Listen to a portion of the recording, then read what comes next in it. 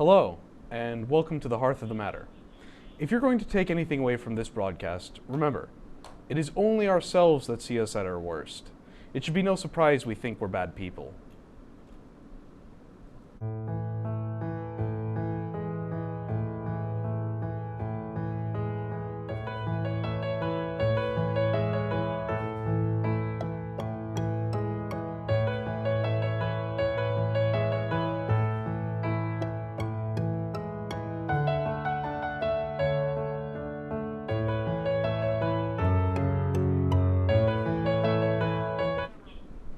Welcome to the Hearth of the Matter.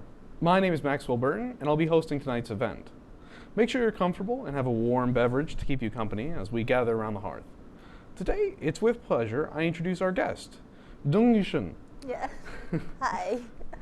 So why don't you tell us a bit about yourself and what you'll be drinking tonight? Oh, I bring a bottle of water. This is what I'm going to drink. A classic. I usually drink coffee or tea, but it's too late to drink them. Yeah. So water is fine. So what is it you'll be sharing with us today? Well, today I'm going to share you a book, a science fiction, and the name of this book is called The Three-Body Problem, written by Liu Cixin. He is one of the most famous science fiction writers in China, and also I think he's very famous all around the world because he won a lot of awards. Yeah. Mm-hmm. Yeah. So I suppose we'll go right into things. What is the book about? Well, it's a little bit complicated, but yes, I don't want to spoil it because... Do your best not to spoil anything, but still, we do need to know, what it is. Yes, I know. Well, the story background is there's an alien who is going to invade the Earth, and so human beings try to defend their invasion. Naturally. Yes. However, whether they defend them or not, then you have to find out yourself. Mm-hmm. Yeah. Mm-hmm. So I suppose it would be, what's the sort of relationship between the humans and the aliens?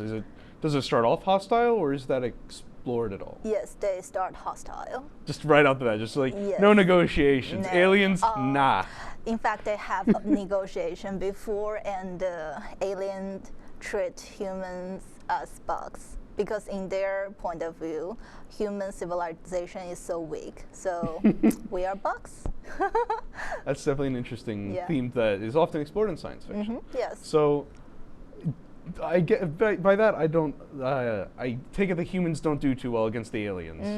No, definitely not. But humans' arrogance sometimes cause troubles because many people, especially some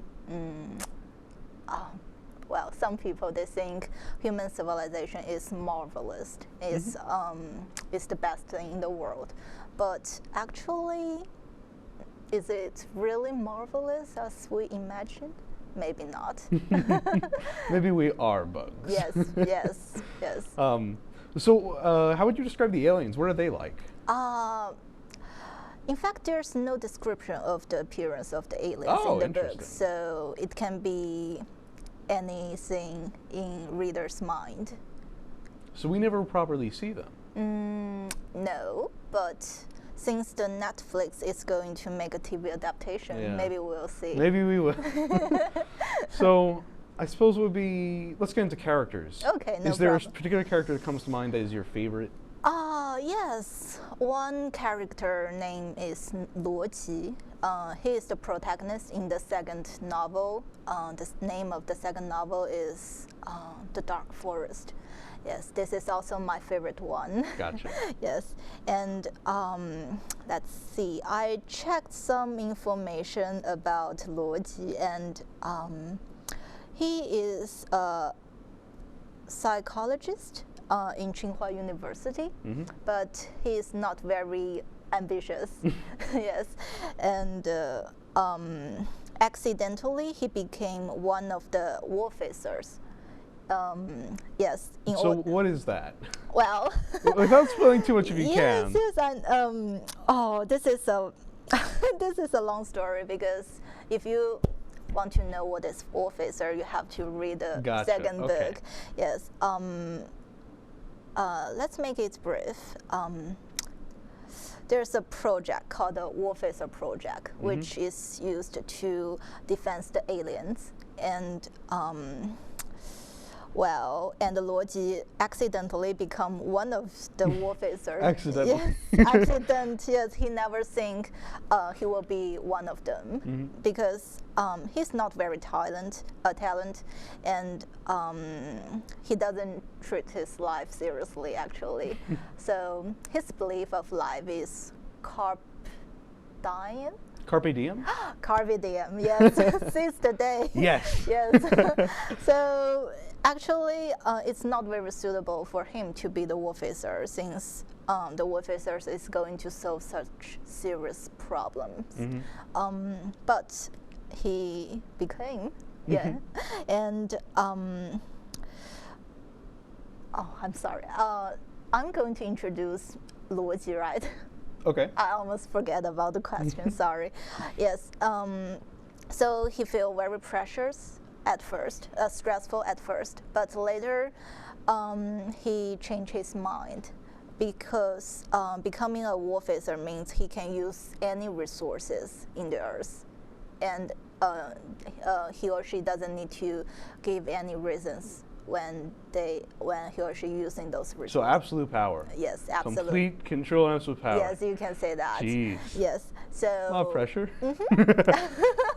So he how to say, he buy a house in Switzerland with his favorite girl, and they spend 3 years there. They have children also, so he just enjoy his life at that place. But later, his child and his wife leave him because the government or Isn't it always? yes, tells him you cannot do like that. Okay. We don't think you're using your power responsibly. Yes, yes, you need to give us the solutions how to defend the aliens. And No, I assure you, this Switzerland house, this knife, this is very important for saving the earth. I assure you. Yes. Yes. So The jacuzzi is essential. yes. That's the reason he gave the government, you know. Oh, you're brilliant because you haven't read the book, but you know what the Luoji did. Thank you. Yes. And after his wife and his child left him, he has no choice but try to figure out how to find the solutions to defend the alien. And so is that the central conflict of the book, him trying to figure out, how do I save the planet? Well, despite Yes. being a complete nobody. Yes. Does he like the planet? No. So he is Earth's defender and also a nihilist. Yes. Yes. So does it explore like his interest in defending the Earth? Does he, like when they say, you know, how are you going to defend the Earth? Does he just sort of say, I don't really care to. I don't really care about the Earth. Yeah, he doesn't care at all, actually. He just wants to seize the day, you see? Yes, he just wants to live his life as better as he could. So, but just as I told you, he accidentally become the Warfacer, and it is not his choice. Some other people push him into this position, which he definitely does not like. Yeah. Yeah. So I don't want to ask too many questions to spoil, you know, how he overcomes that, because that I want to read this book. I want to find out Yes. what he. Yes. Giving a nihilistic person absolute power is always something quite interesting. yes. So beyond the characters, what's your thoughts on the overall setting of it? What do you think of the setting of the book and the aliens and the humans, that sort of side of things? The setting of the book, it's more like the theme of the book, right? Or like what Earth is like as well as what the aliens are like. What's your thoughts on, you know, the sort of appearance and style of things? Oh, good questions. Well, in my opinion, I think maybe in this book, human beings are very tiny, very weak, both themselves and their civilizations. But they have been arrogant for such a long time, and even when they know the invasion of the aliens, they think they can fight them in a battle and they can win the battle. Yeah. But actually, it is impossible. Some people, for example, Luoji, they have already know the end, the destiny of human beings before the battle. Jeez. Yes. So, but someone still think they can win the game, win the war. Game. Win the game. Yes, it's also for the aliens. It's just a game. Yes. So it shows humans' arrogance, and also to make readers to think what civilization really is. I think it is one of the most important themes of this book.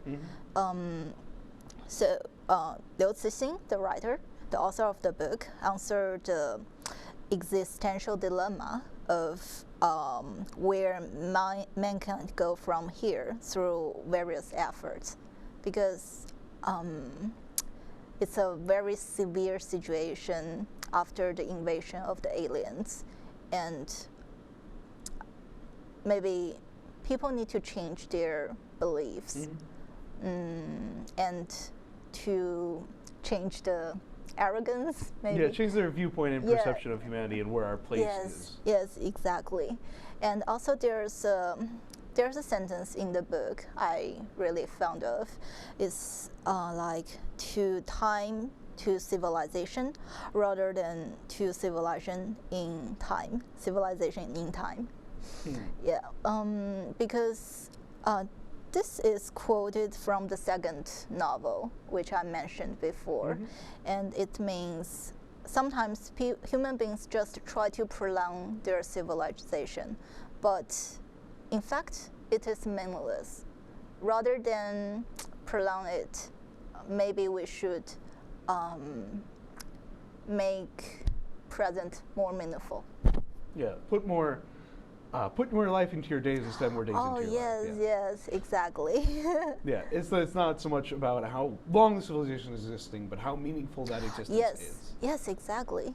Yes. And so I don't want to get too ahead of things. We'll come back to that in the second half. No We'll talk more about what that sort of means and the implications of that. What would be your favorite aspect of the book? Is it the sort of writing and descriptions? Is it the universe itself? Is it the moral dilemma? Is it the characters? What is your favorite part of it? Well, honestly speaking, I think the language of this book is not that excellent as some books which won the Nobel Prize.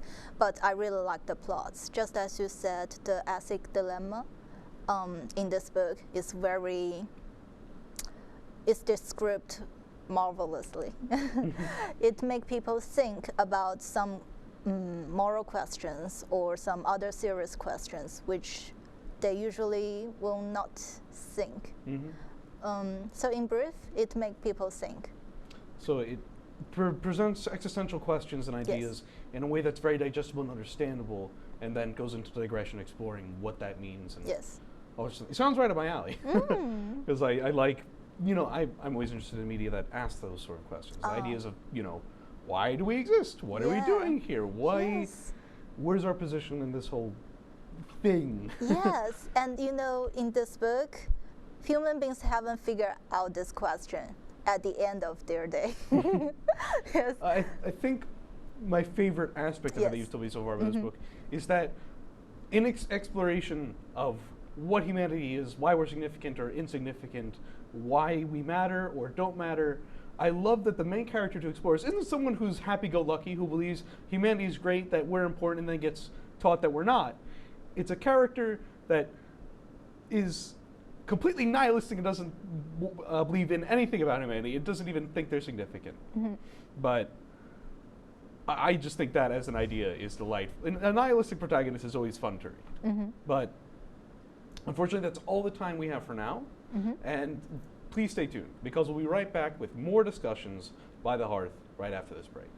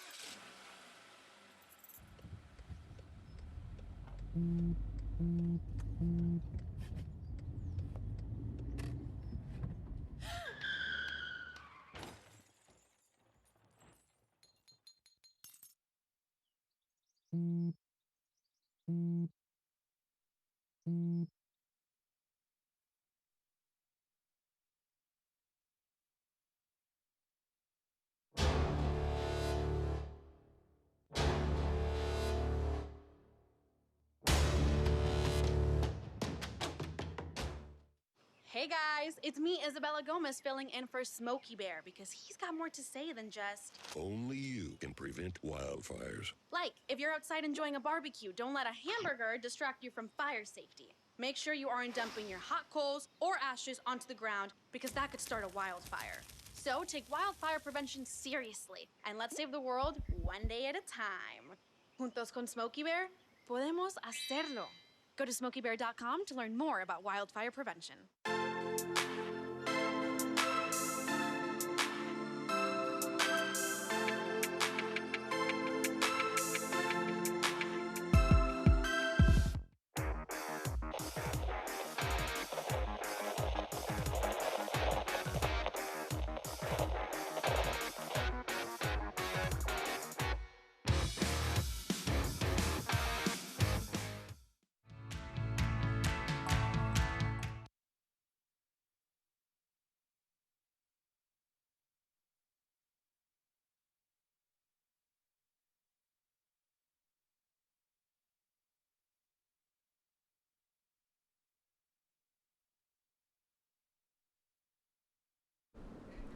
Hello everyone, and welcome back to Warm Up by the Hearth.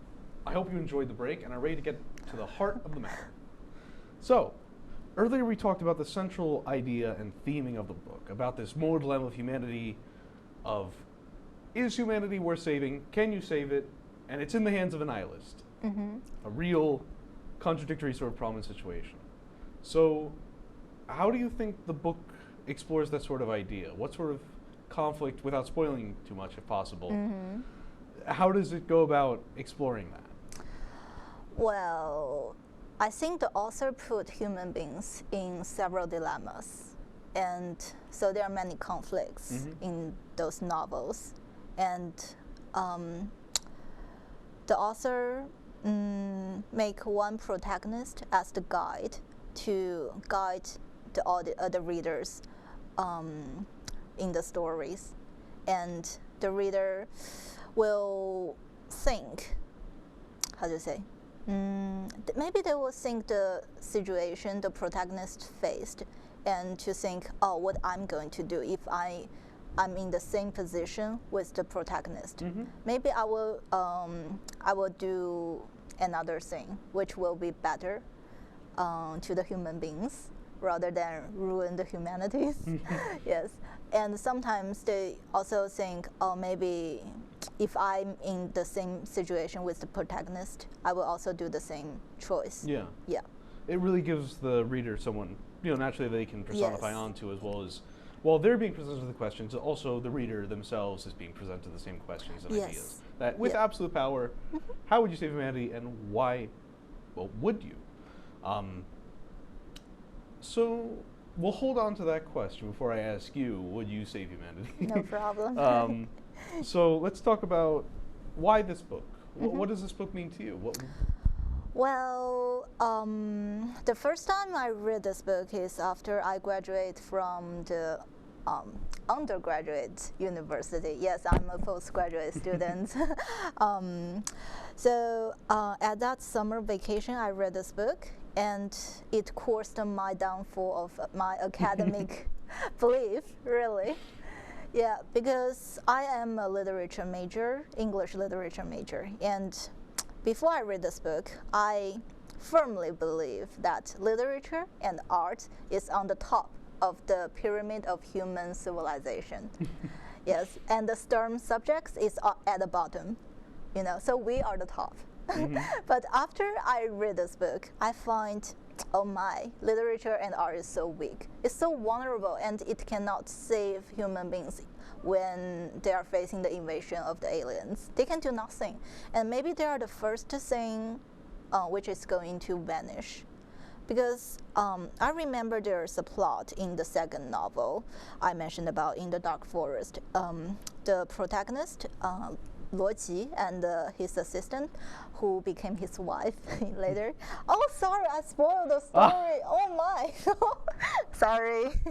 Well, yes, they too went to the Louvre Museum to see the paintings in a silent night. And here's a quote. The assistant asked Luo Qi, after Doomsday battle with the aliens, what will happen to these paintings and artworks? And Luo Qi is surprised to her worry and says, Silicate, you talk about art, but if humanity does manage to survive, regressing to a primitive society would be a small price. So the post-disaster world might turn to Middle Age, with humanity once again subjected to extreme repression. When I read those conversations, I feel so depressed. Yeah, it seems like something just collapsed in my mind. It feels like art isn't important? No, I think they are the most important thing of human civilization. I'm sorry, but they're also very vulnerable. It needs protection, and if there's something goes wrong, and for example, the invasion of aliens, or maybe just a battle can ruin the civilization. It happens in the human history, right? Many times. So it's so vulnerable. And before I read this conversation in the book, I think it can conquer everything. But, after I saw that, something changed, something collapsed in my mind. Yeah. So, if I get this understood right, so it's understanding of the sort of this, weakness, this vulnerability that art has, that in times of conflict, art is secondary to survival. Yes, it seems like that. Yeah. So, and that sort of introduced that idea to you. Yes. So, where do you place art? Would you place art above survival? Both. Or where do you see the relationship between art and, life, or, the importance of staying alive? Oh, I see. Well, I think literature and art makes human. Yes. This is the thing which separates us from other animals. The reason why we are human beings, because we have art, we have literature. But, yeah. A concept I often think about is that love what makes us human is, opposable thumbs. We can do this. And the reason why this is significant, why I can move and wiggle my hands around and do that, is expression. That's the word I like to use, because I can, express things. I can say things. I can produce art and things and attribute value. Yes. That is metaphysical.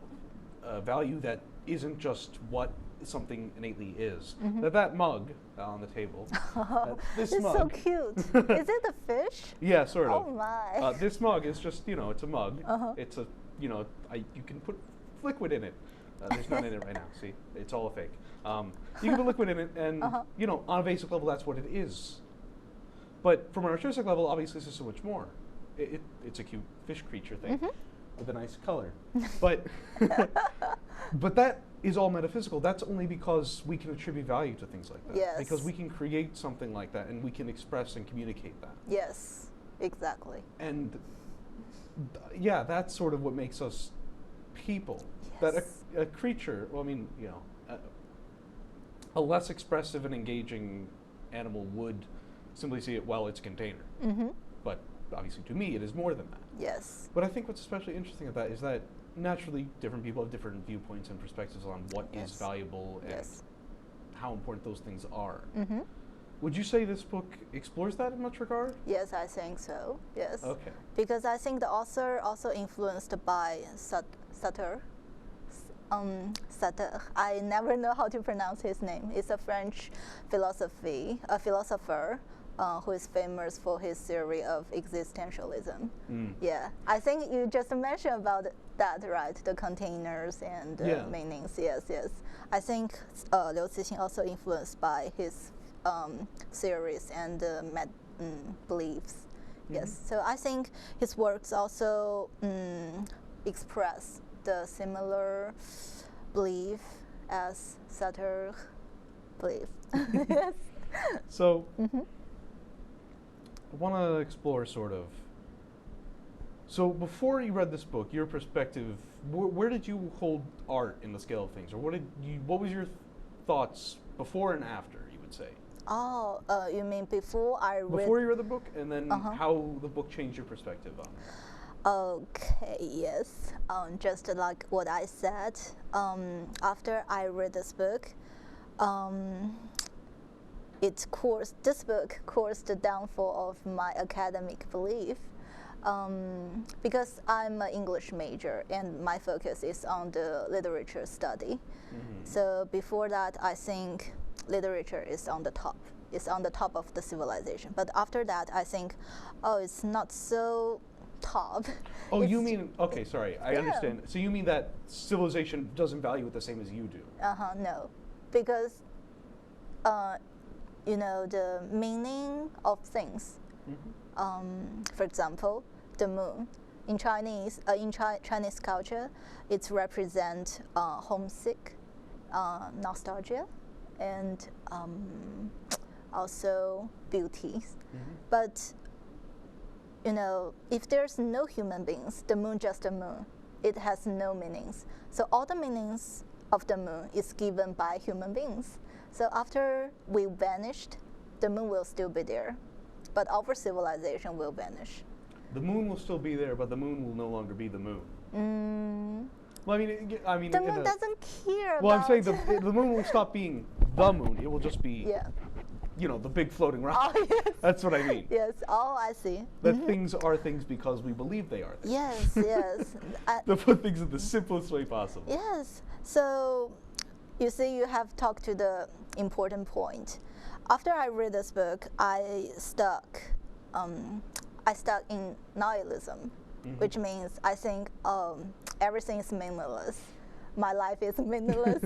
My major is meaningless. So why I need to spend 3 more years focus on literature study, since literature is so vulnerable and it does not help the human beings. So at that time I feel so depressed, and it takes a lot of time for me to get rid of such kind of situation. And I remember that was a night I watched the moon. Yes, and I think about what I told you before. All the meanings of the moon is given by human beings. So humans have a ability to give everything meaning. Then why I cannot give my life meaning? Even though I know the essence of the life is meaningless, but because I'm a human, I can give my life meaning. That's really beautiful. Thank you. Oh, thank you. All right. I'm sorry to say, but time, ever fleeting, has run its course, and here we part. Thank you so much for joining us tonight, and thank you, my dear viewer. And always remember, any home can be a house, but not just any house is a home.